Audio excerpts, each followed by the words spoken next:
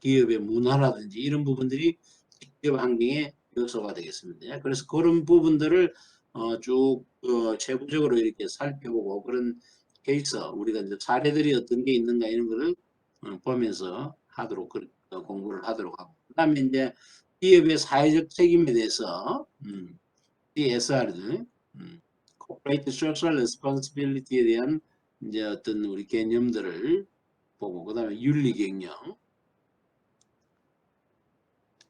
ethic 비즈니스죠. 윤리경영에 대해서 이제 우리가 보고 이 기업 사회적 책임과 윤리경영의 관계성 캐롤 교수가 이제 이야기하는 그런 측면에서의 우리가 비윤리경영 그다음에 뭐 이렇게 이제 기업의 사회적 경제적 책임부터 법적 윤리적 자선적 책임 이렇게 올라가는 그런 이제 상호 간의 관계성 이런 것들을 같이 한번 살펴봄으로 해서 시간이 정리가 됩니다. 그래서 금일 범위를 이 기업의 사회적 책임까지 나갈 수도 있고 상황에 따라서 윤리경영까지 갈 수도 있는데 기존에 보면 거의 사회적 책임까지 하고 윤리경영 남치간의 가능성이 높을 것으로 이렇게 판단이 됩니다.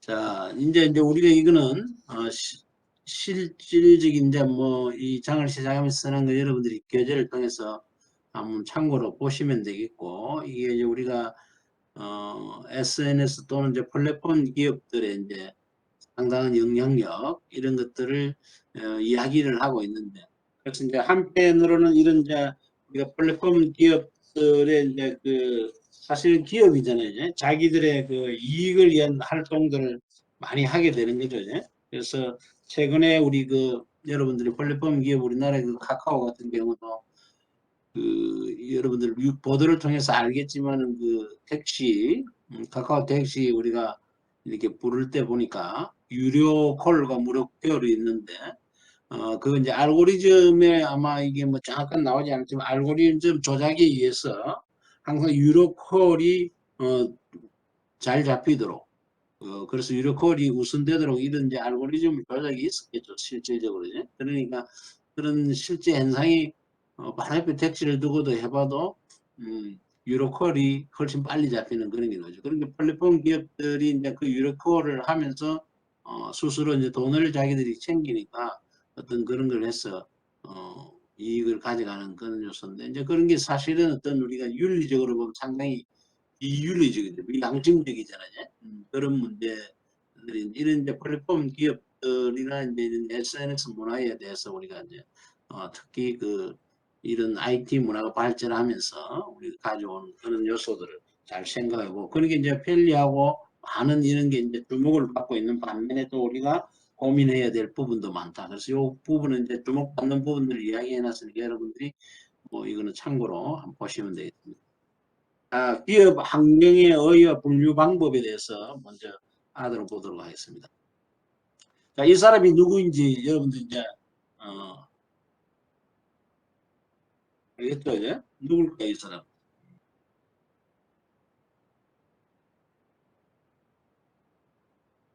김덕환 학생 이 사람 누구죠?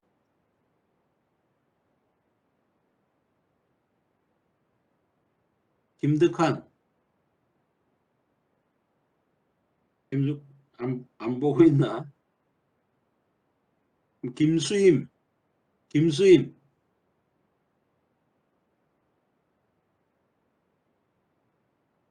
김수임 학생 누군지 모르겠어요. 자, 이 사람 여러분들 이제 우리 종의 기원이라는 책 쓴 사람 아시죠 이제? 찰스 로버트 다윈이죠 다윈. 그래서 그 찰스 로버트 다윈이 이제 종의 기원 이 사람이 거기서 이제 우리가 그 강조하는 논리가 뭡니까 논리가 바로 적자생존이죠. 우리가 이런 지구의 오랜 역사를 거쳐오면서 살아남은 종은 강자가 아니고 적자라는 거죠. 그래서 우리가 이 공룡이라는 강력한 그런 동물들도 다 멸망했지만 사실 바퀴벌레 같은 그런 또 곤충들은 상당히 환경에 적응을 잘해서 살아남은 거죠. 그게 바로 이제 찰스 다인이 주장하는 우리가 적자생존이죠. 그러니까 기업도 어떻게 보면은 마찬가지입니다.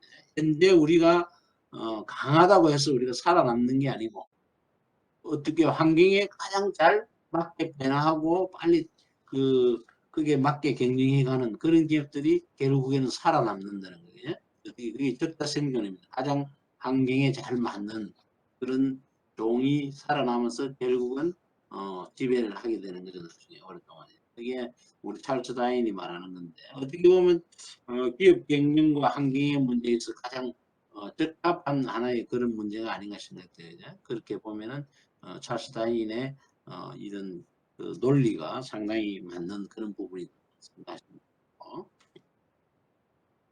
기업 환경의 의의를 보면은 우리가 그 기업은 마찬가지로 우리 사람이나 조직 자체가 첫 시간에 제가 이제 공부할 때 이야기했지만은 사람은 사회적 동물이고 또는 여러 그 사람들과의 관계 속에서 조직을 이루고 살고 또 조직은 뭐라 그랬어요?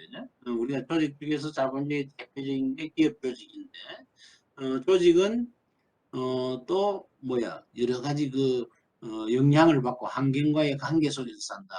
지난주에 우리가 현대 경영학 이론에서 역사에서 볼 때 시스템 이론과 우리가 컨텐전시 시어리 상황 적합 이론에 대해서 공부를 했죠. 이제 컨텐전시 시어리에서 보면 우리가 아주 상황 적합 말고 시스템 이론에서 보면 우리가 대부분 이야기하는 것은 개방 시스템을 이야기하고 있다 이렇게 이야기했습니다. 그것은 뭐냐? 우리 조직 자체가 항상 예부와 열려 있고 그러한 예부와의 관계 속에서 조직이 발전 성장해 간다는 거죠. 그래서 우리가 하나의 개방 시스템입니다. 그래서 기업은 그 기업을 둘러싸고 있는 여러 환경 요소, 경영 환경은 기업 성장을 시키기도 하지만은 종종 기업의 생존을 결정한다.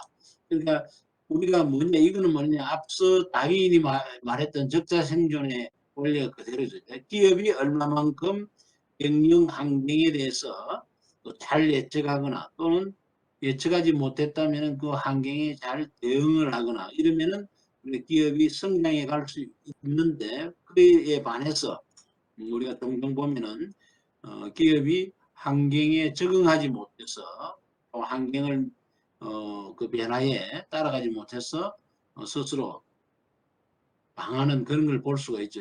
그래서 기업 자체가 이런 환경 팩트에 의해서 어떻게 성장할 수도 있지만은 또 한편으로는 망할 수 있는 그런 요소가 될 수도 있다. 그래서 그 환경의 중요성이 굉장히 큼을 강조하면서 기업은 환경과의 관계 속에서 살아간다. 자, 기업은 하나의 오픈 시스템이다. 시스템이다. 시스템으로서 예부와 또는 뭐 내부 요소는 말할 필요도 없겠죠. 예부와 둘러싼 그런 환경과 상호작용을 하면서 성장하고 발전을 도모해 간다는 건데. 그 다음에 기업은 생산에 필요한 자원을 우리가 이 기업이 우리가 하는 데 있어서 기업의 요소 중에서 뭐예요? 우리가 크게 목적과 인적 자원, 물적 자원, 그 다음에 전략과 정보라고 우리 2주차에서 배웠죠. 그 중에서 우리가 인적 자원, 물적 자원은 어디예요? 대부분 이 환경으로부터 조달을 받고 있는 거죠. 물론 공급자에서 받는 그런 거죠. 받고 그 다음에 우리가 기업 내에서 생산된 서비스나 제한은 또다시 그 환경에 있는 그런 이해관계자들에게 다시 공급이 되는 겁니다. 그러니까 끊임없이 이런 환경 팩터와 상호작용을 하고 있는 겁니다. 따라서 기업이 어떤 목적을 달성하고 이 목적 달성이라는 말이 이제 기업이 정해놓은 목적을 달성하지만은 여기서 나왔던 궁극적으로는 기업이 성장하고 발전하기 위해서는 어떤 기업의 환경에 대해서 적절히 잘 대응을 해야 한다는 겁니다.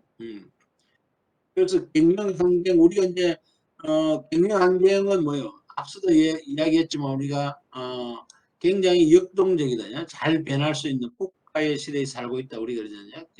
잘 변할 발런틸리티, 잘 변할 수 있는 그다음에 뭐 언서턴티, 그다음에 컴플렉시티, 불확실성, 컴플렉시티, 복잡성, 그다음에 앰비기어티, 애매모함 이런 것들이 우리가 어떤 환경의 특성을 이야기해 주는 겁니다. 지금 환경의 특성을.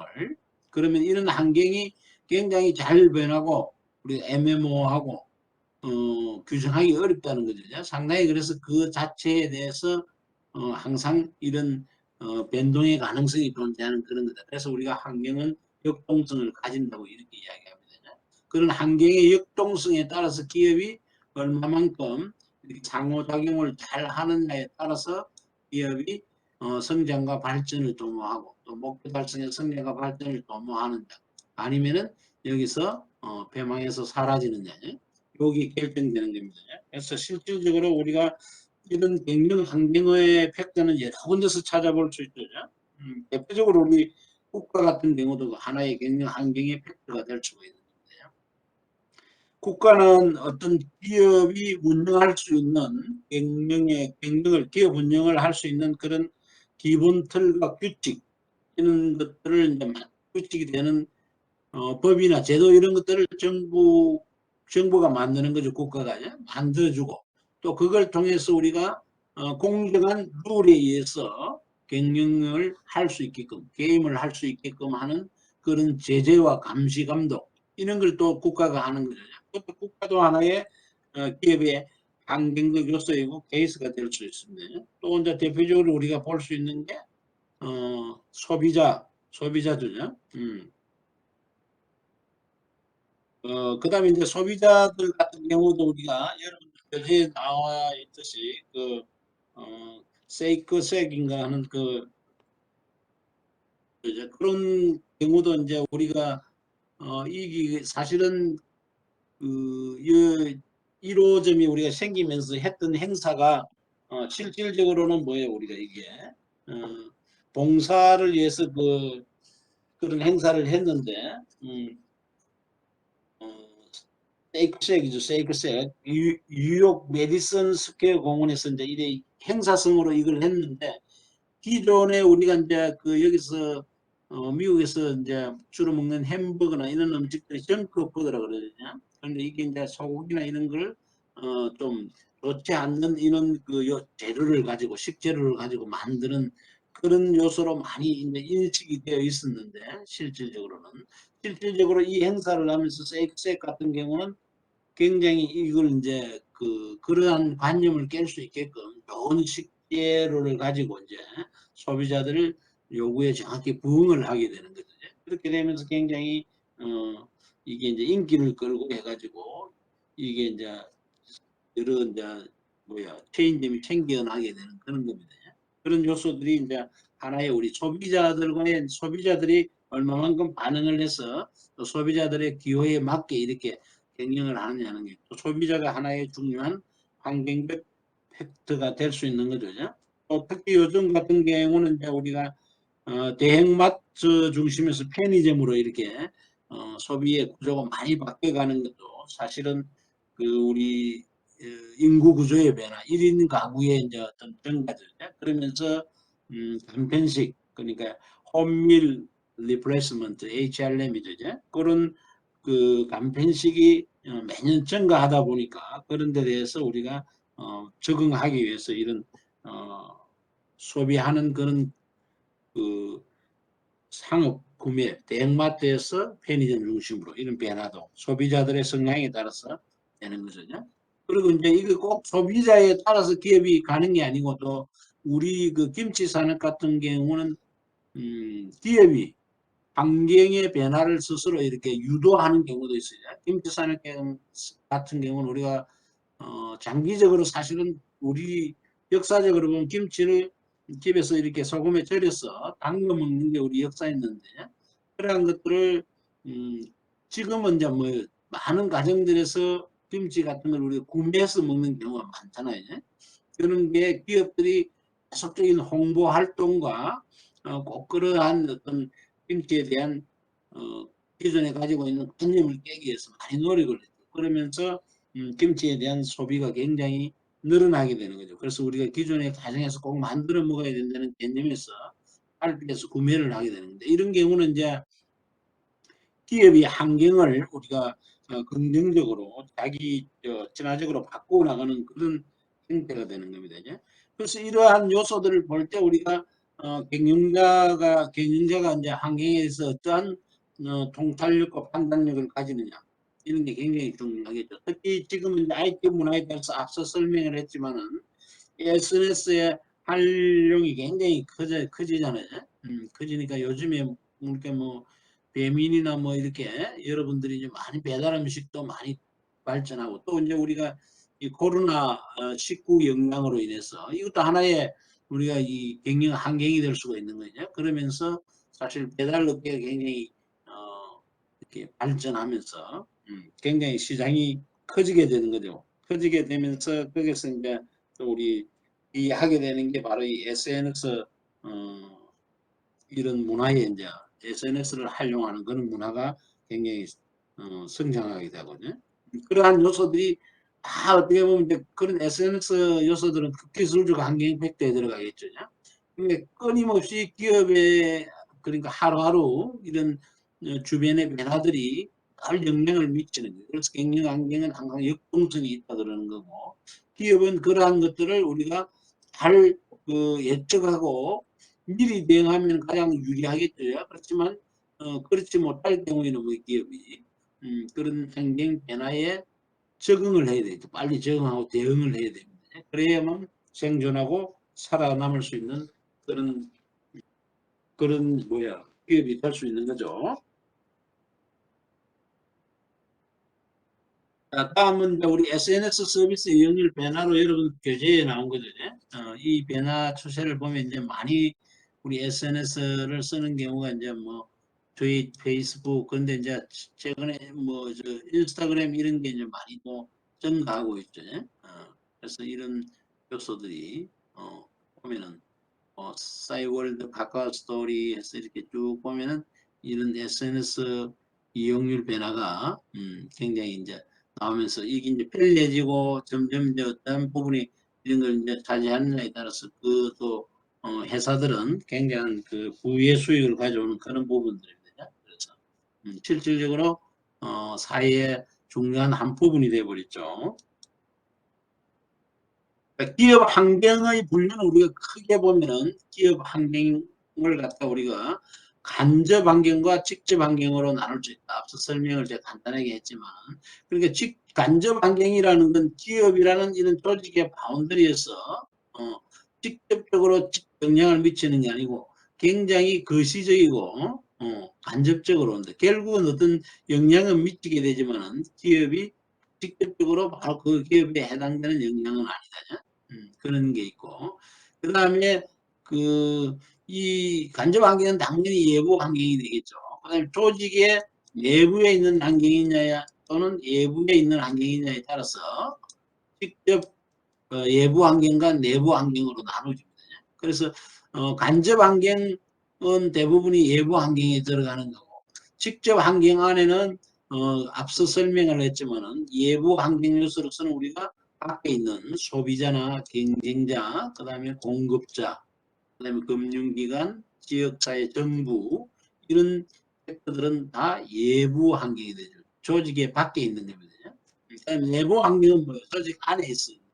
주주, 최대 이제 그 투자를 한 주주, 소유주죠. 그 다음에 종업원, 구성원들, 그 다음에 경영자, 그 다음에 조직 문화. 이거는 조직이라는 바운더리 안에 있는 겁니다.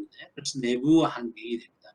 그래서 우리가 이 간접 환경은 예부 환경이자 간접 환경 크게 우리가 네 가지 팩트를 이야기를 하고 있는데 이코노믹 environment에서 경제적 환경, 그 다음에 political legal environment에서 그 다음에 정치 법률적 환경, 그 다음에 social cultural environment에서 사회 문화적 환경, 그 다음에 테크놀로지 인바이러먼트에서 기술적 환경이 있습니다. 그래서 이런 환경을 우리가 분석하기 위해서 요 머리 글자를 따서 이제 순서로는 P, 정치법률적, political, legal, 그 다음에 E, economic, 그 다음에 사회 문화적, past, social cultural, 그 다음에 technology. 이렇게 해서 past라는 이런 단어가 나오죠. 이렇게 텍스트 분석이라는 여러분들이 그 용어들을 들어보셨을 건데, 텍스트 분석. 그래서 그것이 우리가 환경 분석입니다. 그래서 이게 간접 환경은 주로 우리가 보면은 거시 환경이에요. 거시 환경. 굉장히 규모가 큽니다. 규모가 크고 이 환경 자체가 다가오는 게 서서히 다가옵니다. 그래서 기업 입장에서는 이런 환경의 변화를 우리가 쉽게 눈치채지 못할 수도 있어요. 그렇지만은 이런 변화들은 결국은 기업에 영향을 줄 수가 있다. 물론 이제 이 기술적 환경 요소나 이런 건 굉장히 빠르게 또 다가올 수도 있습니다. 그래서 이렇게 하는 걸 우리가 큰 거시 환경인 요소들을 우리가 간접 환경 또는 예보 환경이 되죠. 그런 요소가 되고, 이 직접 환경은 주로 미시적 환경 요소입니다. 기업에 직접적으로 빨리 영향을 미치는 거죠. 그래서 이제 여기는 내부 예보 환경, 앞서 이렇게 요소들을 설명했지만은 직접 기업이 경영을 하면서 수시로 그리고 직접적으로 영향을 받는 그런 팩터들이죠. 그렇게 될 수가 있습니다. 그래서 우리가 이러한 환경의 전체적인 구성을 보면서 이제 진도를 나가는 걸로 그렇게 하겠습니다. 먼저 그래서 우리가 간접 환경, 거시 환경, 간접 환경에 대해서 쭉 설명을 할 겁니다. 경제적부터. 그 다음에 직접 환경 요소를 설명함으로 해서 환경 부분에 대한 학습을 마치는 걸로 그렇게 하겠습니다. 간접 환경. 간접 환경에 이제 얘는 우리가 많이 볼 수가 있죠. 사실 우리나라 1970년대 보면 우리나라 주 산업 중에 하나가 60년대, 70년대 보면 섬유 산업이었죠. 섬유 산업이죠. 그래서 섬유 산업 보면 이제 그때 이제 저보다도 더 나이 많은 분, 지금 보면 우리나라 이제 한 80, 90, 한 70에서 한 90살 정도 되는 이 세대에 계신 분들이죠. 주로 이제 한 8, 90 되겠다. 그분들이 한참 이제 청춘의 그 시기에 우리가 볼 때는 이런 그 섬유 산업 발달하면서 이교대 근무를 많이 했죠. 대구 쪽에 이렇게 섬유 산업들이 뭐 대구뿐만 아니고 저 대전 쪽에도 중남방직 잡고 이런 게 있었는데, 그래서 뭐 12시간 이렇게 익숙다를 주면서 해서 한참 수술을 하고 이렇게 많이 했습니다. 근데 그 섬유 산업이 우리가 점점점 이제 이렇게 80년대 이렇게 오면서 실질적으로 이제 고발업체인, 그래 섬유 산업은 대표적으로 노동 집약적인 그런 산업이죠. 그러다 보니까 우리가 이게 싼 노동력에 의해서 우리가 그런 선정권을 가지고, 그러니까 이교대로 해서 엄청난 노동력 12시간씩 노동력을 강도 높게 이렇게 종사를 했잖아요. 그렇지만은 수발주자들, 그러니까 대표적으로 이제 초기에는 중국 그런 나라들이죠. 그러니까 더 싼 노동력으로 다가오다 보니까 우리가 섬유 산업들이 대부분 많은 부분들이 문을 닫아야 경쟁력이 없어지는 거예요. 노동 비약적인데 노동 인건비가 비싸지니까 우리가 이익이 없는 거죠.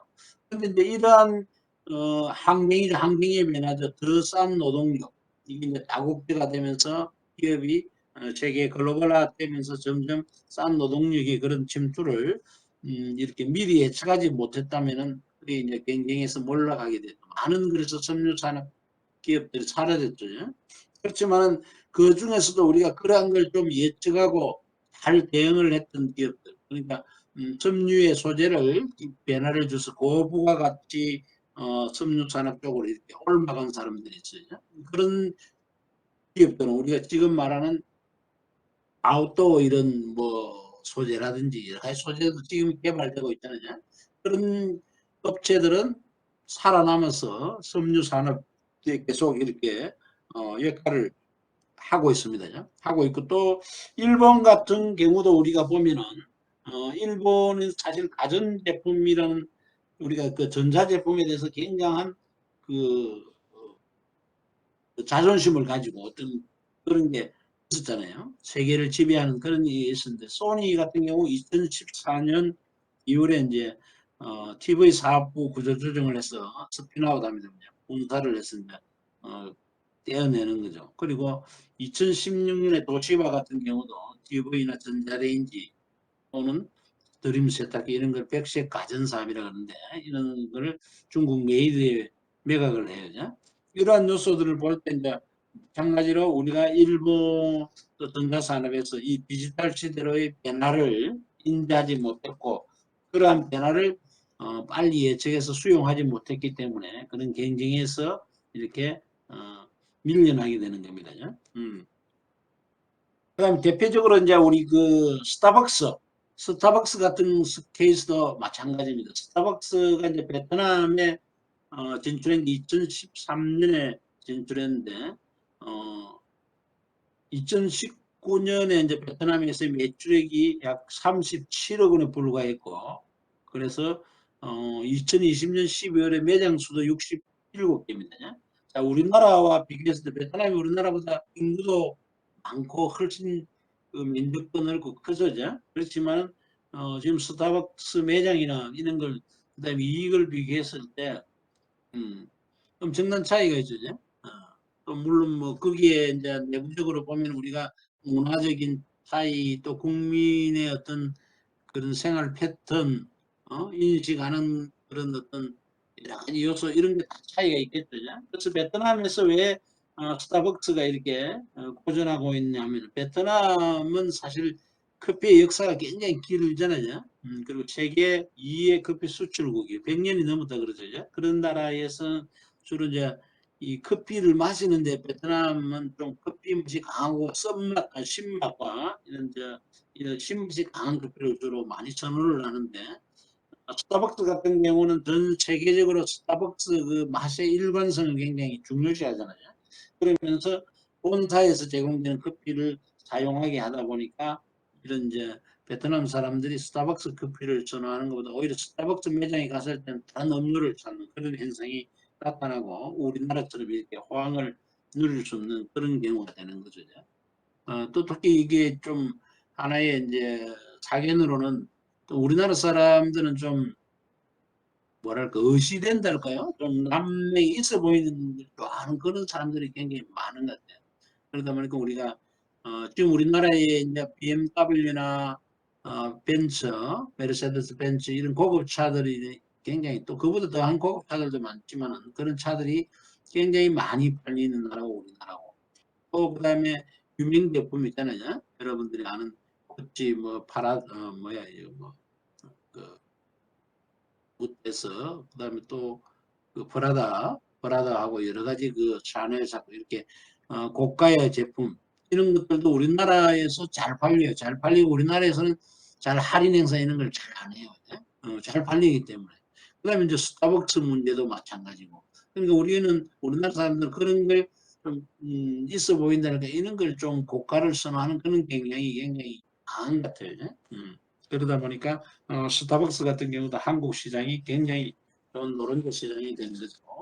그래서 그런 요소들이 보면 우리가 국가나 소비자나 또는 어떤 이런 뭐 여러 가지 사회 문화적인 요소 이런 요소들이 다 우리가 보면은 이런 간접 환경 요소에 들어가는 케이스들입니다. 그러한 요소들이 환경 팩터가 되는 거예요. 그러면 그러한 요소들을 잘 우리가 판단을 해서 활용해야 됐어. 그래서 간접 환경을 우리가 경제적 환경, 굉장히 광범위합니다. 경제적 환경. 뒤에 자세히 설명이 되니까. 그 다음에 정치 법률적 환경. 그 다음에 이 정치 법률적이라는 걸 접근한 개념은 주로 이제 이 정치 쪽에서 우리가 이제 주로 입법 쪽에서 해서 이게 법률화 되는 거거든요. 그래서 법률화 되고 다시 그게 시행이 되면 정부를 통해서 구체화가 되어 시행이 되는 겁니다. 그래서 정치와 어떤 법률적인 그 일관성 또는 관계성 때문에 정치 법률 환경을 섞어서 하고 또 사회와 문화적인 요소도 굉장히 근접된 그런 겁니다. 그래서 소셜 커트를 인바이러먼트라고 이렇게 하고 그다음에 테크놀로지, 기술적 환경 이렇게 네 가지 우리 요소를 간접 환경 요소입니다. 먼저 그러면 경제적 환경에 대해서 살펴보면 자 경제 체제가 있습니다. 먼저 경제적 환경 요소에 경제 체제. 자 경제 체제라는 거는 한 사회가 그러니까 한 사회가 경제적 자원의 소유와 분배를 결정하는 일련의 원리와 기술을 총체적으로 파악하는 양식이다. 이렇게 굉장히 좀 어렵게 써놨어요. 여러분들이 보면. 그러니까 사회가 가진 어떤 자원을 소유하고 분배하는 그런 분배를 이제 이렇게 결정하는 이런 원리나 기술들을 이렇게 총체적으로 파악하는 양식으로 경제체제인데, 우리 이 경제체제에는 크게 우리가 그 경제기구의 운영 방식에 따라서 우리가 여기는 이제 제가 이 뭐야 그 소유 형태에 따라서 써놨어요. 자본주의와 공산주의, 크게 이제 자본주의와 사회주의 경제 이렇게 이제 많이 하는데, 공산주의는 더 이제 우리가 국가 주도의 그런 경제 요소죠. 그렇지만 이건 소유 형태에 따른 거고, 여러분 교재에 보면 경제기구의 운영 방식에 따라서 간섭적이냐, 시장 주도냐, 계획 경제냐, 시장 경제냐, 간섭적 경제냐 이렇게 구별을 하고 있어요. 간섭적 경제라는 거는 우리가 고전에 우리가 하나의 간섭대로 내려오는 경제 있죠. 이렇게 교환하고 어떤 그런 형태입니다. 물물 교환하고 이렇게 해서 교전에서부터 내려오는 그런 게 이제 간섭적이고, 시장 경제는 시장의 어떤 논리에서, 그러니까 공급과 그다음에 이 소비, 이 논리에 의해서 자동적으로 가격이 형성되면서 수요와 공급이 이렇게 수요와 공급이 조정되는 그런 원리를 시장경제 체제라 그러죠. 자, 계획경제는 그에 따라서 국가나 이런 이제 기관이 주도를 해서 경제를 이끄는 그런 요소입니다. 그래서 주로 자본주의 경제는 시장 경제의 원리가 많고, 계획경제는 주로 사회주의 경제에서 많습니다. 어떤 소유 형태를 따진다면, 자본주의는 우리가 그러니까 이런 실질적으로 시장 경제에서 우리가 주로 거래하는 그런 형태죠. 소유 형태가 보면. 그래서 사회주의는 뭐예요? 우리가 국가가 주도가 돼가지고 계획적으로 이끌어갑니다. 그렇지만 이 공산주의도 하나의 분배의 형태인데, 이거는 뭐야? 모든 사람이 하고 그 다음에 분배를 똑같이 나누는 이런 형태죠. 근데 이게 어떤 절대적 기준에 의해서 노동력을 똑같이 우리가 말하는 인풋 아웃풋 개념을 보면은 노동력이 똑같이 들어가서 똑같이 분배가 되면 가장 이상적인 행태가 되는데, 사실은 그렇지 않겠죠. 일을 하는 시간이나 또는 강도에 따라서 차이가 있고, 그 다음에 이 가져가는 걸 그런데 똑같이 가져가게 되면은 사람들이 뭐가 생기지 않냐면 모티베이션, 동기가 생기지 않죠. 동기가. 내가 열심히 일해봐야 가져가는 건 똑같는데 내가 왜 열심히 해야 되냐 하는 이런 생각입니다. 결론적으로. 그러다 보니까 이 공산주의 경제가 사실은 자본주의 경제에 비해서 지금은 상당히 몰락 뒤처져 있는 거죠. 그래서 사회주의. 그러니까 우리가 중국 같은 경우는 국가는 사회주의 국가지만은 경제 체제는 우리가 앞서 시장 경제를 처럼합니다. 대부분 자본주의는 시장 경제를 하고, 사회주의 국가들은 주로 계획 경제 쪽인데, 중국은 사회주의 시장 경제 체제를 채택해서 지금 경제적으로 많은 발전을 하고 있는 그런 형태죠. 경제 체제가 하나의 경제적 환경의 핵심적. 그러니까 어떤 이런 자본주의 경제 체제를 가지는지 소유 형태에 따라서, 아니면 또 시장 경제 체제를 갖냐, 이게 하나의 경제적 환경 요소로서 굉장히 중요하겠죠. 중요하고 최근에 이제 여러분들이 뭐 우리가 언론을 자세한 거는 모르지만 언론을 통해서 보는 알리바바 같은 경우, 마윈 같은 경우 이제 뭐 정치적인 사회주의 그런 또 요소에 의해서 굉장히 권력을 쥐르고, 또 뭐 연예인들도 그런 걸 많이 언론을 통해서 보잖아요. 중국에서. 그런데 이제 국가가 계획적으로 그런 걸 많이 관여를 하죠. 그에 반해서 우리나라는 또 완전한 자본주의 형태이기 때문에 그렇지 않죠. 그런 요소들을 여러분들이 보면 이 경제 체제라는 게 상당한 기업의 경제적 환경의 요소가 된다. 그 다음에 국가의 경제 상황, 경제 상황이 우리가 호황이냐 불황이냐. 당연히 호황일 때 우리가 기업하기에 굉장히 좋겠죠. 좋겠죠. 국가 경제가. 불황일 때는 어렵습니다. 그리고 반드시 또 그런 게 아니고 불황일 때 또 유리한 상황에 있는 그런 또 제품들, 산업이 있어요. 라면. 우리 어려울 때는 라면이 잘 팔린다. 그 다음에 맥주 이제 옛날에 그런데 위스키나 이런 고급 술보다는 주로 소주를 많이 먹고, 그 다음에 돼지고기, 삼겹살 이런 걸 많이 먹고, 그 다음에 좀 혼자서 생각하고 좀 이렇게 디프레스 된 그런 상태에서 이제 또 영화를 보러 가는 그런 게 많나 봐요. 영화 산업들 이런 게 우리가 호랑일 때는 더 유리한 사람으로 봅니다. 그러면 일반적인 예능으로 봤을 때 우리는 국가가 호황일 때 경제 상황이 훨씬 더 우리는 경제 활동을 하기가 좋은 거죠. 그런 거다. 그다음에 국민 경제의 규모. 그러니까 국민 경제의 규모라는 건 그 하나의 이제 수준에 대해서 내수라고 하는데 내수 시장의 크기죠, 이제 우리가 국민 경제. 대표적인 국민 경제의 그 규모를 우리가 GDP, 국내 총생산이죠, Gross Domestic Production이라는데 이는 국내 총생산을 우리가 국민 경제 규모로 이야기를 하기도 합니다. 그렇지만 이게 하나의 내수입니다, 내수. 내수는 어떻게 보면 소비자 시장의 규모죠, 그래서 보통 뭐 이런 규모를 1억 명 정도를 내수 시장에서 성장할 수 있는 기준으로 이렇게 보기도 합니다. 그러니까 이제 미국이 우리가 사실은 G1, 뭐 중국 G2 이렇게 세계 글로벌 큰 국가로서 세계 경제에 주도를 하고 있잖아요. 사실 미국 같은 경우 GDP가 전체 24.1%니까 사실 중국과 일본을 합친 것보다 더 큽니다. 사실 합친 것보다 더 크고, 자 우리나라는 12위에 랭크되어 있어요. 1.9%로. 그래서 이 GDP라는 게 굉장히 중요하다. 그러니까 이만큼 그 국가가 이 국내에서 생산하는 역량이 굉장히 크다는 거죠. 그게 우리가 국민 경제의 규모입니다. 그래서 이런 내수 시장을 우리가 보통 보면은 1억 명 기준으로 해서 그래서 우리가 지금 엔터테인먼트 기업들 있죠. 이수만이 가는 SM 엔터테인먼트 이런 기업들이 대부분 보면 또 그것뿐만 아니고 우리나라의 조그만 중견 기업 이하의 중소기업들은 모르겠지만 결론적으로 기업들이 성장 발전해 가서 대기업화되고 할 때는 글로벌 시장을 우리나라 같은 경우는 생각하죠. 그게 더 일찍 올 수밖에 없습니다. 우리는 인구가 약 5천 뭐 이 정도 되는데 1억이 기준이라면은 사실 이 내수에서 우리가 커서 큰 기업으로 성장하기에는 한계가 있다.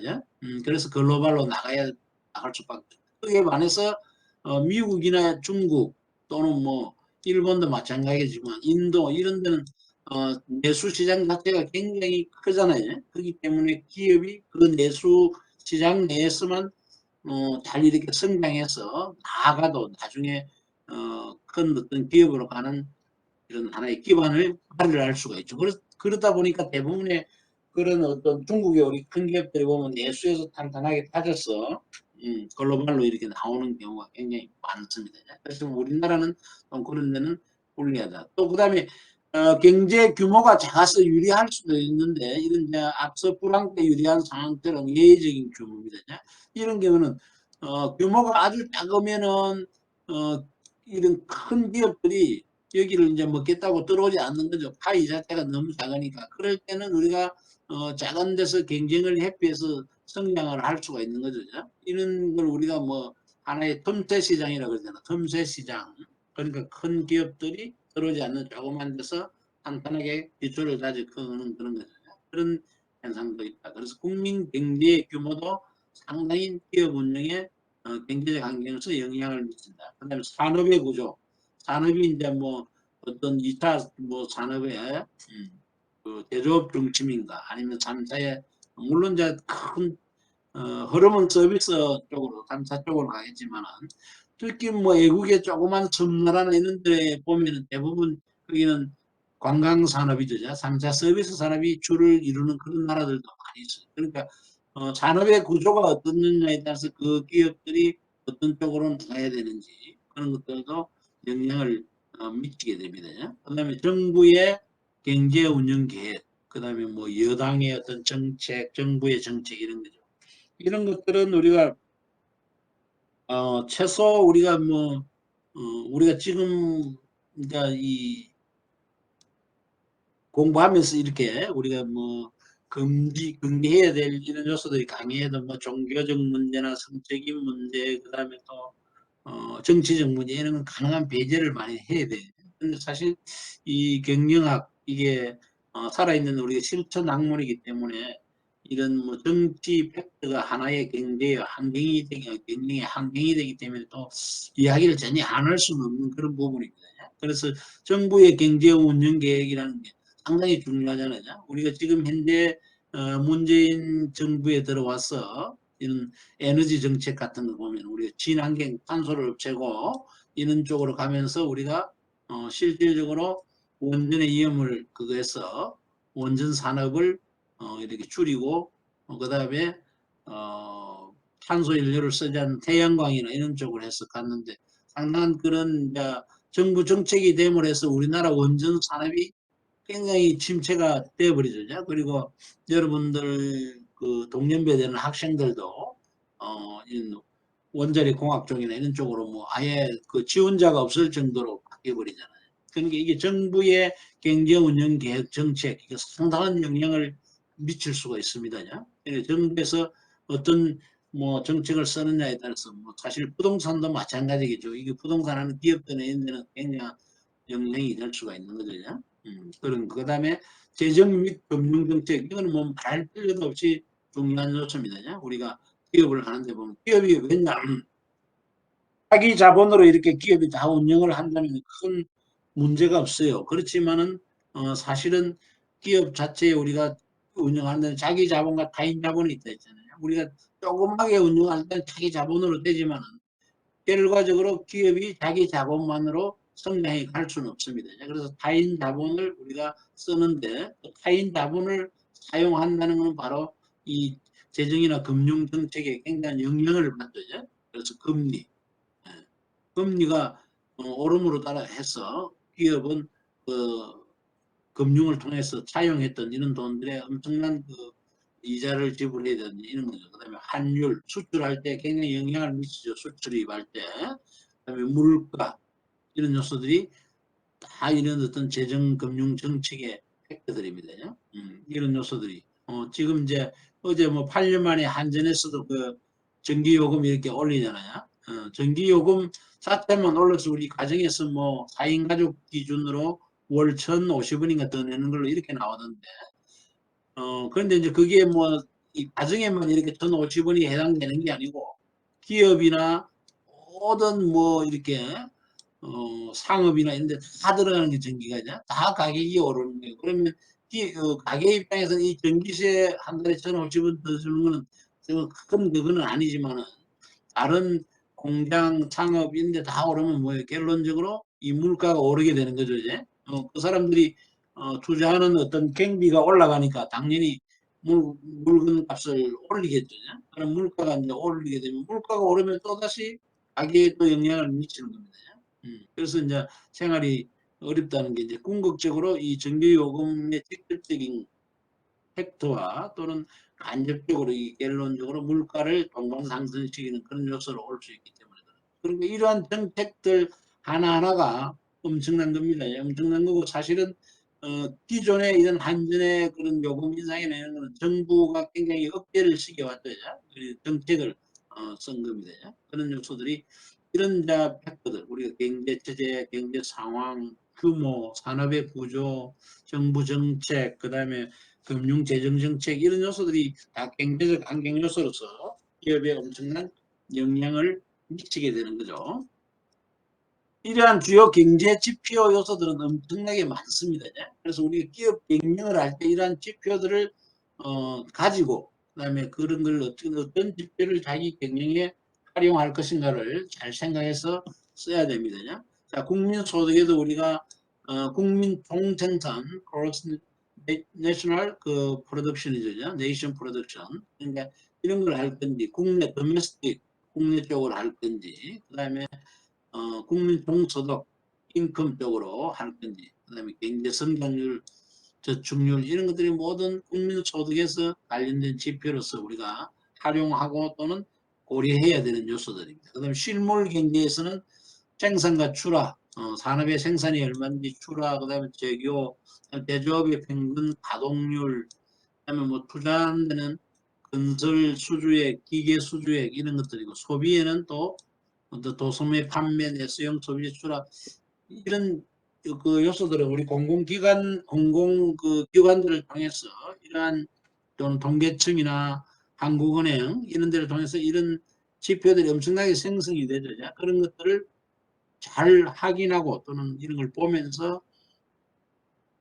경영을 해야 된다. 그러면 또 투자하는 사람들도 마찬가지잖아요. 우리 주식 투자나 이런 사람들도 이런 실질적인 여기 보면은 팩터들을 잘 봐야 되겠죠. 다 영향을 미칩니다. 그다음에 대거래할 때 국제 수지, 자본 수지, 경상 수지 이런 것도 뭐 수출 수입이 해체에 대해서 그다음에 원유값, 뭐 통화금리 앞서 이야기했듯이 환율, 이자율, 뭐 물가 수입, 소비자 물가, 생산자 물가, 뭐 이런 고용에 대해서 또 실업률이 얼마냐, 평균 임금입니다. 자, 평균 임금의 문제, 여러분 실업률 문제 이런 거 많이 대두되고 있죠. 평균 임금이 얼마 오르니까 실업률이 이렇게 또 높아지고, 그다음에 뭐 알바생이 없어지고 이런 것들이 많이 이제 그런 것들이 고용 문제에 엄청난 영향을 미치잖아. 그런 요소들이 이런 팩터들이 굉장히 많습니다. 많고 이런 게 또 GP에서 나오기 때문에 경영할 때 우리가 상당히 고려를 해서 해야만 되는 그런 요소들이다. 그 다음에 미국과 중국의 한일 전쟁, 이거는 옛날에 나왔던 자료인데, 2010년도에 이제 중국과 미국과 유럽 무역에서 각각 흑자를 달성하죠. 440억, 230억. 그래서, 미국과의 무역 흑자는 2005년부터 8년까지 41% 정도 계속 증가했잖아. 그래서 이런 상황에서 미국은 뭐예요? 중국 위안화 절상을 강력히 요구하는 거죠. 이런 국가 간의 무역에서도 이제 이게 균형이 맞지 않으면은 그런 데서 요구를 많이 하게 되는 거죠. 그런데 우리가 이제 국력의 요소가 강하게 작용을 하게 되는 건데요.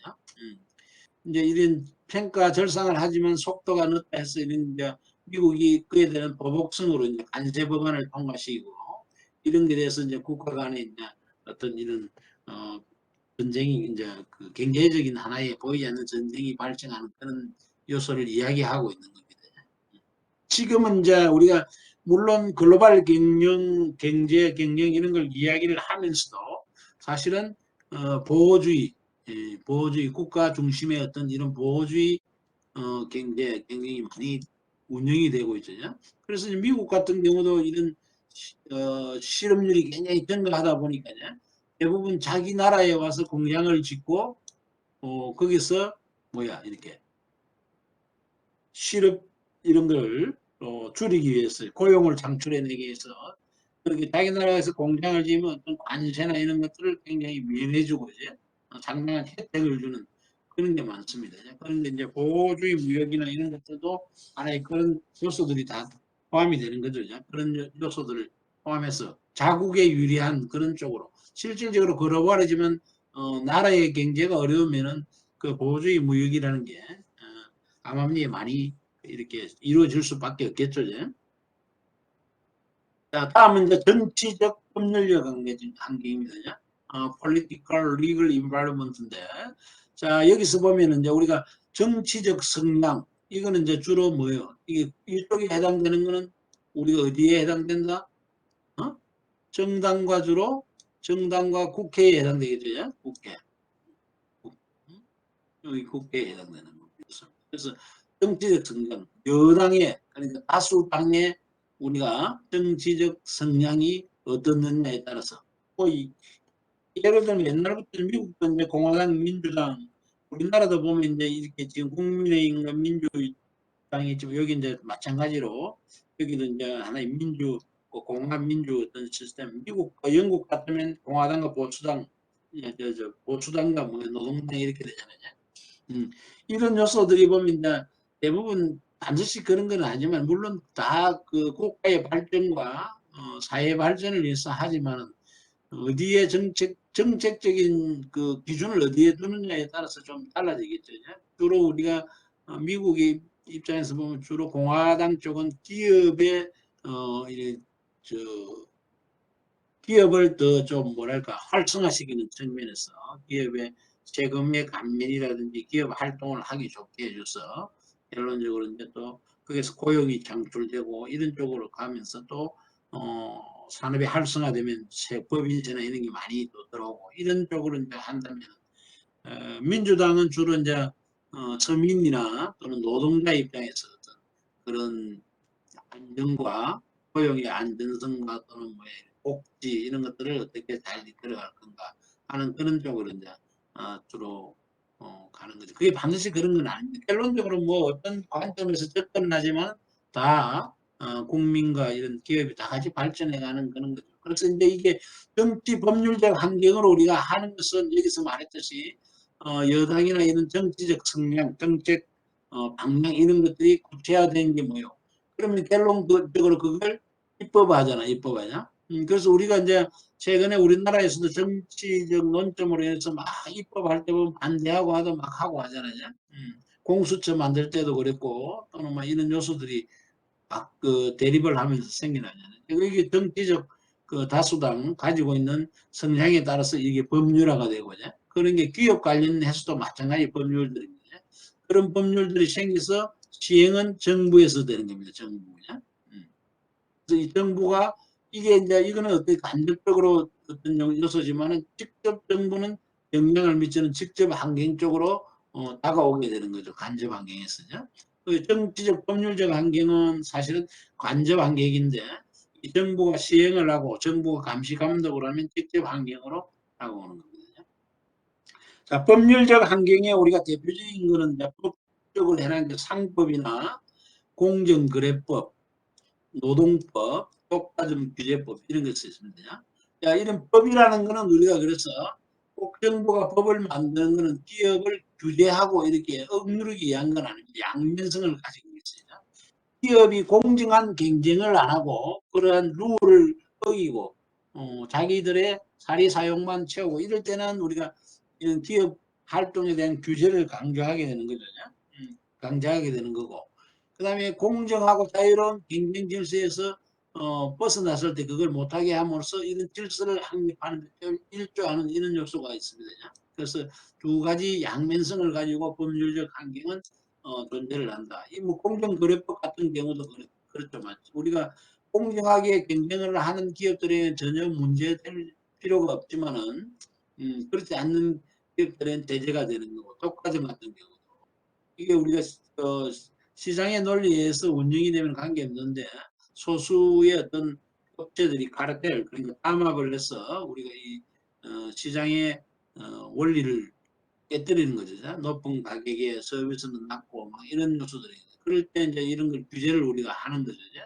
그래서 공정위에서 나가서 이렇게 조사를 해서 그런 게 되면 이 벌금도 물리고 이렇게 영업 정지도 시키고 이런 것들입니다. 그게 이제 제재도 하는 거고 한편으로는 그런 걸 함으로 해서 우리가 공정한 경쟁, 자율 경쟁으로 인해서 소비자에게 또 이런 게 혜택이 돌아가게 하는 그런 요소들이요. 정치적 관계는 앞서 설명했듯이 정부 여당의 어떤 정책의 기조라든지 그다음에 정치 정당 체계 앞서 민주공화제 설명인 그런 정치의 풍토, 정치적 안정도 이것도 뭐 중요하잖아요. 우리가 뭐 최근에 보면은 이런 정치적 안정도가 떨어진 나라들 경제가 부흥할 리가 없죠. 그런 나라들 뭐 저 베네수엘라 이런 나라들 그 정치적인 요소도 있지만 그런 나라들은 뭐 사실은 그 엄청난 그 기름이라는 자원을 가지고 있으면서도 그런 사회가 이렇게 그런 정치적 안정성이나 또는 그 정치를 운영하는 사람들의 어떤 그런 요소가 잘못된 거죠. 너무 선심성그런 정책을 많이 써서 국민들이 노력하고 하는 그런 게 잘 못 이끌었던 거죠. 그러니까 상당한 이런 요소들도 기업의 특히 이런 뭐 정책 기조는 이런 게 법률화됨으로 해서 기업은 엄청난 영향을 받죠.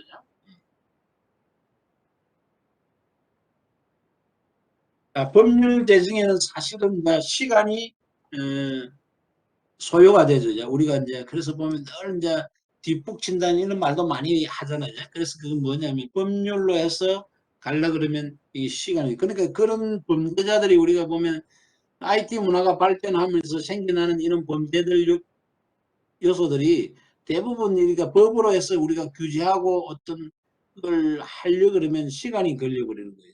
그러다 보니까 어떤 경우에는 뭐 우리가 이거 어떻게 제재를 해야 되는데 적절한 법을 적용할 법이 없다. 이런 요소도 여러분들 많이 그 보도 방송을 통해서 들어봤잖아요. 그게 뭐냐면 법률 제정에 시간이 소요되기 때문이다. 근데 뭐 시간만 소요되는 게 아니고 이 안에 이제 첨예하게 이해관계 이런 게 이제 대두가 되면은 사실은 상당히 어렵습니다. 미국 같은 경우도 우리 1년에 총기 사고로 그 죽는 사람 항상 수시로 요즘 총기 이렇게 난사 사건들이 나고 하지만 총기 규제에 대한 거냐.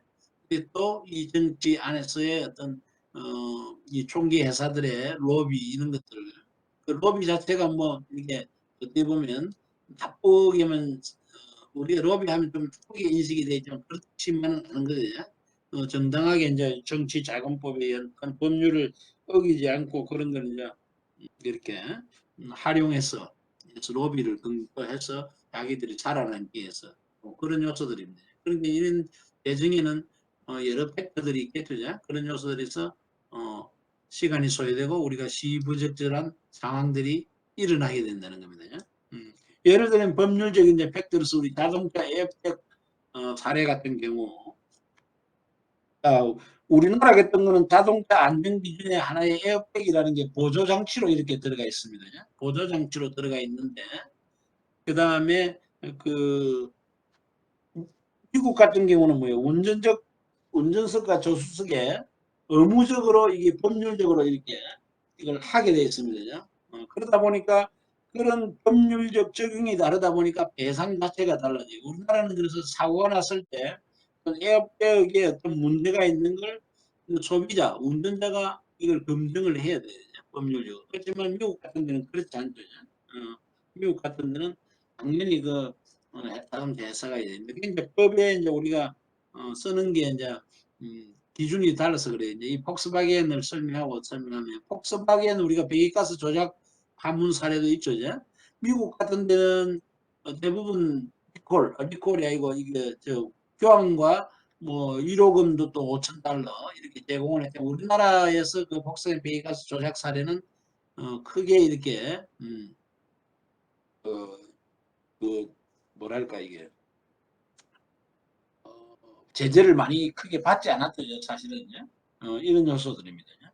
이게 왜냐하면은 미국 같은 경우는 징벌적 손해배상 제도로 해서 영미법을 따릅니다. 영미법이 영미법이라 해서 여기는 우리가 실질적으로 지금 이제 우리가 언론법 요번에 이제 앞서 정치 요소로 개정이 막 이렇게 지금 계류하고 이렇게 지금 과정에 있어 지금 상태를 그게 보면 징벌적 손해배상 나오잖아. 이런 겁니다. 이거는 자기가 입은 피해에 더해서 더 징벌적으로 배상을 하는 그런 요소입니다. 그런 게 바로 징벌적 손해배상이에요. 그렇게 되면 이제 이거는 민사상으로 그렇고 그 외에도 형사상의 처벌을 또 받을 수가 있어요. 그러니까 굉장히 기업으로서는 피해도 크지만은 고통이 굉장히 큽니다. 그렇지만 우리나라 같은 경우는 대륙법을 따르는 대륙법, 그러니까 전보배상입니다. 자기가 피해를 입은 만큼의 보상만 해주면 되는 거예요. 그러니까 훨씬 기업 입장에서는 가볍죠. 그러니까 이런 폭스바겐의 배기가스 조작 방문 사례도 이 회사가 폭스바겐 회사가 대응하는 그 기준 자체가 달라지는 거예요. 그런 요소들. 그 다음에 뭐 닛산 여기 이제 나오듯이 닛산 캐시카이 그 다음에 뭐 토요타도 마찬가지고 이런 그런 이제 속여가지고 사실 잘못해서 이제 이렇게 한 경우에 굉장히 많은 과징금을 물고 이제 이런 게 유럽이나 미국에서는 크죠. 근데 우리 쪽에서는 법이나 이런 게 좀 다르다 보니까 그런 것들이 적게 처벌되는 그런 요소들입니다. 이게 바로 우리가 정치 법률적 환경 요소의 하나의 예라고 보면 되겠죠. 자, 다음이 이제 사회 문화적 환경입니다. 자, 사회 문화적 환경은 상당히 범위가 넓죠, 이제. 그래서 이 개념 자체를 보면 우리가 사회 구성원의 생각과 행위에 영향을 미치는 사회 문화적 제도와 태도입니다. 사회 구성원의 생각과 행위에 영향을 미치는 사회 문화적 제도와 태도. 이게 사회 문화적 환경이에요. 그러면 이런 생각과 행위에 영향이 있는 제도와 태도는 엄청나게 많겠죠. 자, 구체적으로 우리가 크게 봤을 때 간섭, 여기서 쭉 사회적으로 내려오는 간섭이나 전통, 그 다음에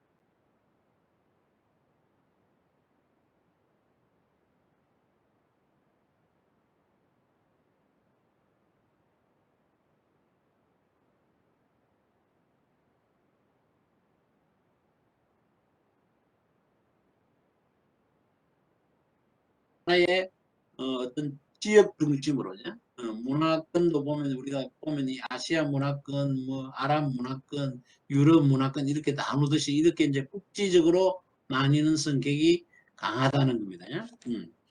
자, 이런 이제 그 케이스 우리가 자연문화적 안기 기업을 하는데 케이스는 무궁무진하게 많겠죠. 이제. 그래서 여러분 교재 중심에서 이런 케이스를 살펴보면 우리나라 이제 이마트 같은 경우가 그 중국 그 대형마트에 이제 이마트가 중국에 진출을 하면서 중국 같은 경우는 이제 이 식재료 자체를 신선하고 이제 살아있는 이런 걸 많이 선호를 해요. 그러니까 생선 같은 경우도 수족관에서 살아있는 걸 바로 이렇게 사서 이렇게 생물 자체를 선호하는데 근데 우리나라는 어떻습니까? 좀 가면은 이 요리를 하는 사람들에게 편리함을 주기 위해서 생선들도 이렇게 뭐 국거리용은 토막, 뭐 꾸이용은 이런 내장해서 이렇게 손질을 해놓는 게 많잖아요.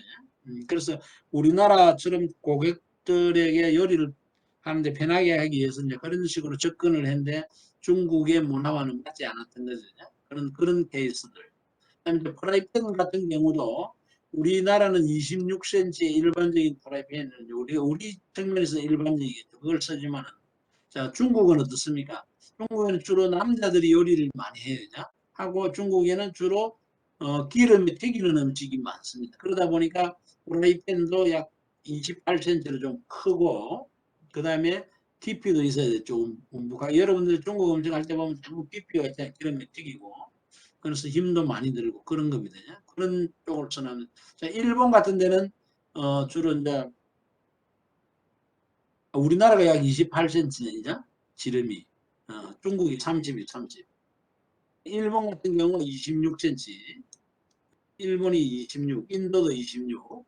이거는 뭐냐? 일본 같은 경우는 이 주택이 내는 게 작은 그러니까 작다기보다는 이렇게 뿔뿔한 공간보다는 작게 이렇게 작게 이렇게 써요. 그러다 보니까 가스 레인지 문화가 아니고 요즘은 인덕션 그런 문화기 때문에 그게 맞는 게 좀 26cm 사이즈가 맞다는 거예요. 그 다음에 인도 같은 경우는 뭐예요? 차팥 뭐 인도는 차팥지 차팥지라는 그 밀가루 이렇게 빵이죠 빵 얇은 빵인데 그걸 굽기 위해서 인도는 좀 작고 그다음에 얇은 이런 걸 써야만이 그게 빵이 빨리빨리 구워서 나오죠. 그리고 그 빵 맛이 또 달라지는 거예요. 그래서 차팥이라는 걸 26cm 이런 게 다 문화에 따른 차이입니다. 그다음에 남방에 뭐 수 우리가 이제 이런 거 마찬가지겠고 그다음에 옛날에 뭐 성희롱 이런 것도 마찬가지입니다. 물론 이제 제가 이제 어렸을 때도 마찬가지로 이런 성적인 게 지금은 이제 조금 나면 성희롱 이런 문제가 돼요. 옛날에는 그런 이제 족성 이런 것들도 좀 하고 있는데 그게 이제 지금 문화가 바뀐 겁니다. 그러면 우리가 있는 거를 또 인식하고 거기에 따라가야 되는 거예요. 그러니까 밀리터리룩. 예국에서는 이제 밀리터리룩이라는 뭐예요? 군인들이 입는 그런 옷이나 의상 또는 행태를 따라하는 겁니다. 그런데 외국에는 이게 굉장히 인기가 있는데 우리나라 사람들은 별로 좋아하지 않는다. 왜냐하면 의무 복무를 해서 군에 가서 이제 고생하고 또는 그 군에서 이제 있었던 시간들이 별로 그렇게 자기에게 이제 이렇게 그 뭐랄까 추억으로서 이렇게 이야기는 할 수 있지만 같은 행위를 하고 싶지 않다는 거죠. 그런 게 이제 또 차이. 그 다음에 이제 국가가 문화권 간 차이를 보면은, 실질적으로 이제 뭐 중국 같은 데서는 우리가 보면 선물을 할 때 자명종이나 우산 이런 거를 선물을 안 한다 그래야 되냐? 그냥 자명종의 종자가 우리가, 이게 뭐야, 울릴 종자 이게 들어가야 되는데, 종자를 맞힐 종자로 인식을 해서 이렇게 그런 선물을 하면 헤어진다는 풍습을 가지고 있는. 또 우산도 마찬가지예요. 산자가 우산 산자인데 한문으로 하면은 흩어질 산자 헤어진다는 뜻이죠. 그걸로 오해를 뭐랄까 착각을 해서 그거를 이제 또 어떻게 이렇게 관계를 시켰어.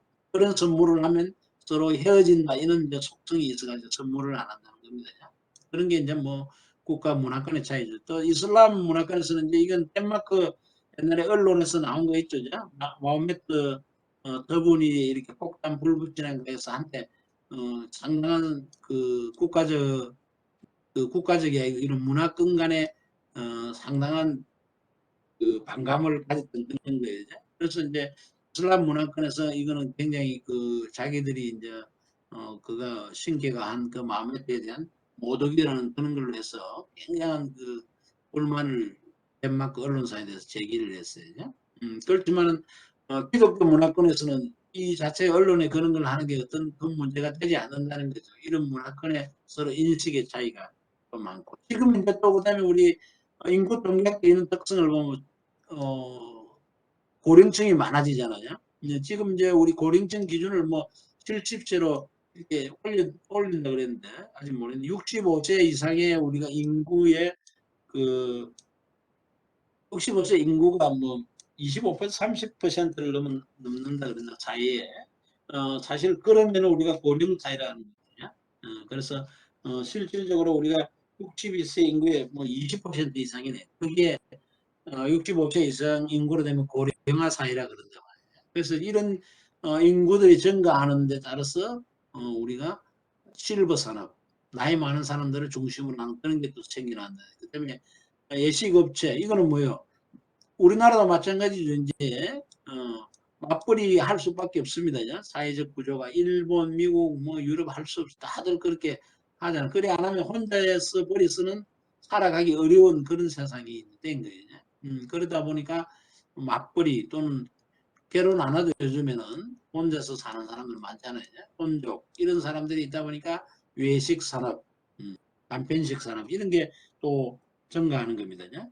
여러 가지 이런 사회적 팩터들 어마어마하겠죠. 우리가 이제 이런 요소들이 그런 요소들이 사회 문화적 요소로서 우리가 기업 경영에 영향을 미칩니다. 그래서 기업이 해외에 나갈 때 어떤 나라로 가는지 어떤 문화권으로 가는지 그 나라의 문화나 간섭 전통이 이런 걸 잘 파악을 해야 되는 거예요. 그래야만이 거기 가서 이제 실수도 안 하고 살아남죠. 우리나라의 그 옛날에 왔던 그 walmart나 까르푸 이런 것도 마찬가지예요. 우리나라 소비 문화 구조, 그 다음에 소비 행태, 그 다음에 소비자들이 선호하는 그런 패턴과 맞지 않았던 거죠. 그래서 다 사실은 절수를 하게 되지 않습니까? 그러한 사례들은 엄청나게 많습니다. 많고 우리가 이제 또 대표적으로 뭐 인구 통계학적인 요소로서 우리가 옛날에는 우리가 단일 민족 이렇게 해서 이제 굉장히 강조했지만 지금은 어떻습니까? 우리나라에서 실질적으로 그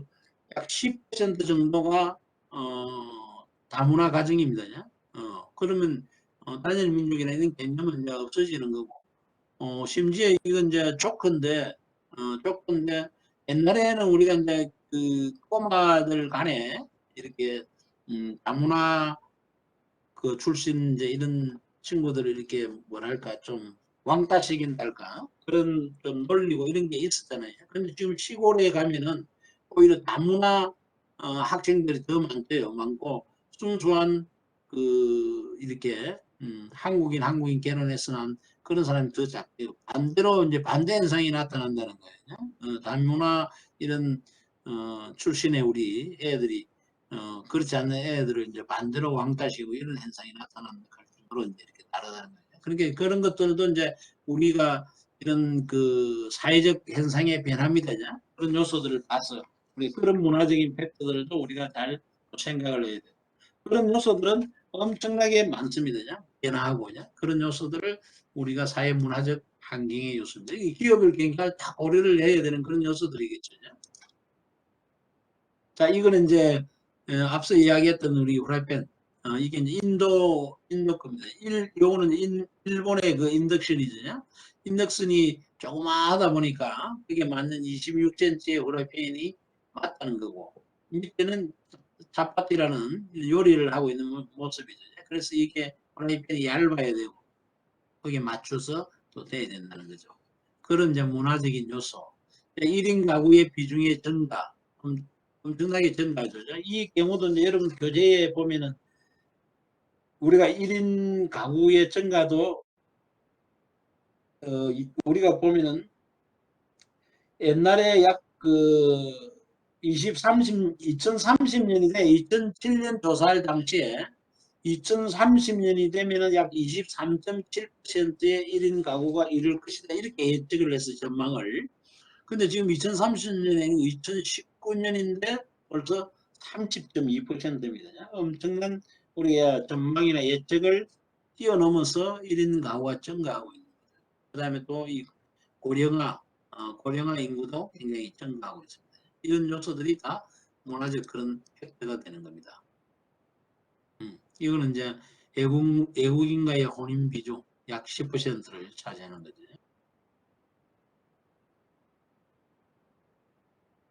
밑에 건 여러분들이 한번 생각해보고 시간들이 많지 않기 때문에 다음에 이제 테크놀로지 우리가 예부 환경, 간접 환경 중에서 기술적 환경. 기술적 환경은 앞서 제가 설명을 했지만 가장 변화가 빠르고 정도가 심합니다. 지금 우리가 이제 말하는 대표적인 IT 문화죠.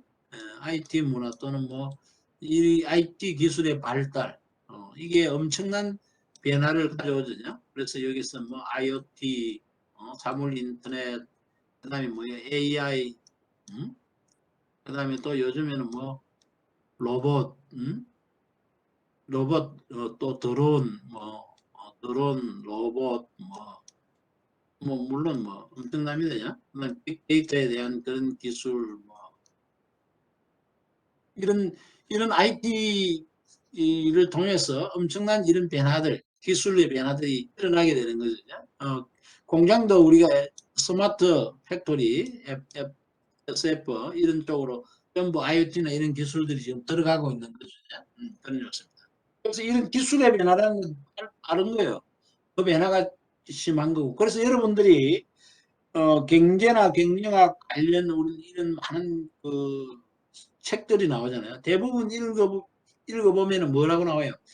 우리가 너무나 급변하는 환경이라는 말 항상 나올 겁니다. 나오고 그 속도가 점점 갈수록 빨라지는 거예요. 그러니까 이 하나의 뭐랄까 큰 우리가 옛날에 농경사회에서 산업화 사회로 가고 산업화 사회에서 지식정보사회로 가고 이런 게 이제 또 다른 IT를 통한 이런 다음 또 이렇게 이제 가고 있잖아요. 이런 요소들이 폭이 굉장히 짧아지고 빠르다는 거예요. 그래서 이제 이러한 요소들을 가지고 우리가 그러면 얼마나 이런 요소들을 기업이 빨리 인지하고 그걸 잘 활용할 것인가 기업 신화적으로 그게 경쟁력이 되는 거죠. 그래서 기업이 클수록 이런 자금력이 풍부하죠. 그러면 정보부문에 많은 투자를 해서 그 MIS 여러분 이제 경영정보 시스템 이걸 함으로써 왜냐하면 이런 요소들이 늘어남으로써 이제 빅데이터를 해서 우리가 고려해야 할 팩트 또 자료들이 엄청나게 많아집니다. 그러면 디시전 메이킹 할 때, 의사결정할 때 이런 요소들을 다 이렇게 보고 하려면은 속도가 너무 떨어져요. 그러면 이런 다른 변화에 적응을 못하죠. 그런 걸 잘 빨리 결정할 수 있게 해주는 게 빅데이터 이런 거를 어떻게 잘 정리를 해서 정보화해서 제공해 주느냐 하는 그런 게 바로 경영정보 시스템이잖아요. 그러면 이런 거는 의사결정을 또 신속하게 하는데 도움을 주고 그 의사결정을 통해서 우리가 선제적으로 이런 변화에 빨리 대응을 해서 기업이 성장 발전할 수 있는 거죠. 자, 기술적 환경의 변화는 의존적 관계, 상호의존적 협력 관계에 있던 산업군을 경쟁 관계로 바꾸기라고 전혀 관계에 없던 사업 영역을 경쟁 관계로 바꾸기도 한다. 이런 요소들은 이제 여러 군데에서 나타나죠. 대표적으로 이제 여러분들이 볼 수 있는 게 이제 그 뭐요? 대부분 MP3하고 이제 게임기 관계. 자, 옛날에 사실 이제 이런 요소들을 인식을 못해서 망하는 기업들이 이제 대표적인 게 우리가 뭐냐면 여러분들 옛날에는 요즘에 여러분들이 뭐 넷플릭스 이런 데 접속하면 바로 영화 이렇게 보잖아요. 또 휴대폰으로 다 보고 하는데 옛날에는 그 테이프를 다 봤어요. CD로 이제 이렇게 변화가 CD 문화 굉장히 짧았던 것 같아요. 컴팩트 디스크 쪽이. 그 다음에 그전에는 이런 테이프 형식으로 다 됐어요. 그래서 비디오 테이프를 빌리고 집마다 이제 비디오 테이프 이렇게 담으면서 보는 게 있는데 그 이제 블록버스터라는 이제 이 사실 영화 그런 그 비디오 대여 업체죠. 그래서 뭐 그때 블록버스터 제품이 굉장히 지배를 많이 했어요. 그렇지만 이제 이 블록버스터라는 게 이제 이런 CD나 그 다음에 넘어오는 IT 문화로 인해서 이런 변화를 온라인 상으로 이제 상영되고 온라인이 핵심이 되는 이런 변화를 읽지 못했죠. 그래서 결국 파산을 하잖아요. 그런 팩터들도 있고요. 그 다음에 이제 그 상호 의존적인 협력 관계 경쟁적이라는 게 이제 MP3 우리가 옛날에 음악 들을 때 보면 다 MP3가 한때서 굉장히 인기를 끌었어요. 그래서 별도의 게임기 이런 걸 했잖아요. 그렇지만 지금은 뭐예요? 그걸 다 휴대 그러니까 휴대전화기가 다 흡수를 해버리죠. 다 사라졌어요. 그 MP3 게임기 이런 게 개인이 가져다니면서 하는 게임기. 그다음에 이제 뭐 문자 메시지는 지금 하고 있지만 대부분 소셜 네트워크 시스템으로 해서 뭐 톡이나 이런 쪽으로 그다음에 뭐 페이스북 또는 뭐 인스타그램 이런 쪽으로 많이 발전이 됐고 소형 TV도 옛날에는 보면 나이 든 분들이 TV 자체를 조그만 거 들고 다니면서 봤는데 지금 뭐요? 좀 스마트폰으로 다 흡수가 됐죠. 그런 게 이제 경쟁 관계가 되는 겁니다. 그다음에 뭐 우리 그 편의점 같은 경우도 전에 편의점엔 음식하고 이렇게 간단한 음식, 간편식이나 음료 이런 걸 바라는데 어느 순간에 편의점에서 세탁물도 받고 또는 그 택배도 이렇게 받고 이러잖아요. 그러니까 택배 업체, 세탁 이런 업체와 경쟁 관계가 되는 거예요. 이런 쪽으로 이 기술이 변화하면서 물론 이제 이거는 뭐 그 기술 변화하고는 꼭 편의점 관계는 없지만은 앞서 이야기했던 거는 사실 기술 변화하고 관계가 있죠. 그다음에 뭐 오디오 산업하고 컴퓨터 산업 이것도 옛날에는 이제 협력 관계인데 사실은 컴퓨터가 발전하면서 오디오가 다 죽게 되죠. 물론 이제 옛날에 클래식한 부분을 좋아하는 사람들은 지금도 턴테이블 이런 거 쓰지만은 일반화되지는 않았죠. 대부분 컴퓨터를 통해서 음악 다 듣습니다. 지금은 휴대폰으로서 다 하잖아요. 그다음에 우리가 KT 같은 경우도 우리가 아주 정보통신 그걸로 알지만 사실은 KT도 빅데이터를 ITC 기술을 해서 우리 에너지를 어떻게 하면 전략할 건가 하는 쪽으로 해서 많은 그쪽으로 이제 또 방향을 들고 있습니다. 그런 쪽으로 나가는 요소. 이런 요소들이 전부 기술적 우리가 변화를 통해서 오는 그런 요소들입니다. 엄청난 그런 변화들이 실질적으로 오고 있죠. 그 예는 뭐 이루 말할 수 없이 많습니다.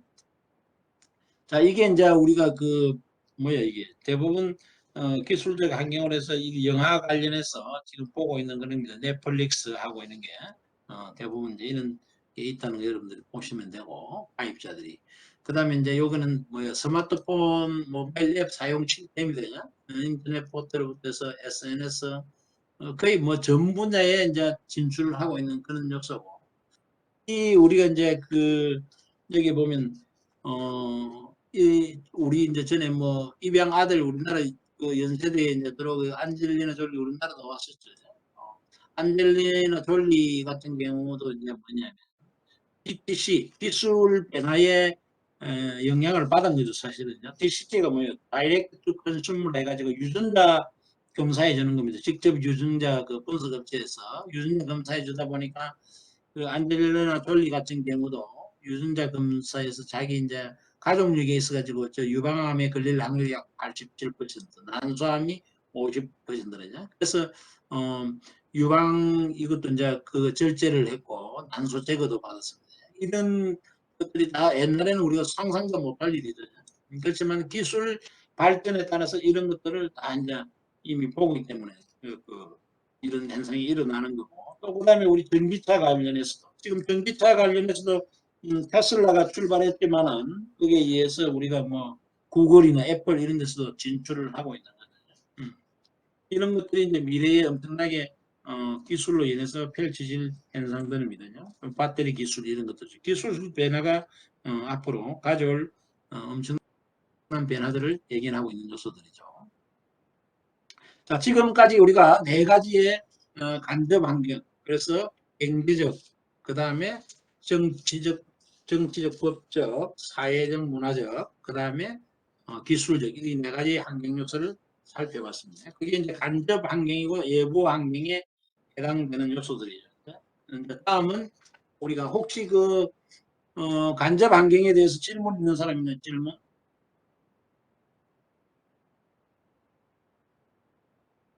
자, 질문이 없으면은 생각보다 시간이 많이 걸리죠. 그러니까 이게 좀 시간이 걸리기 때문에 직접 환경적으로 넘어가도록 하겠습니다.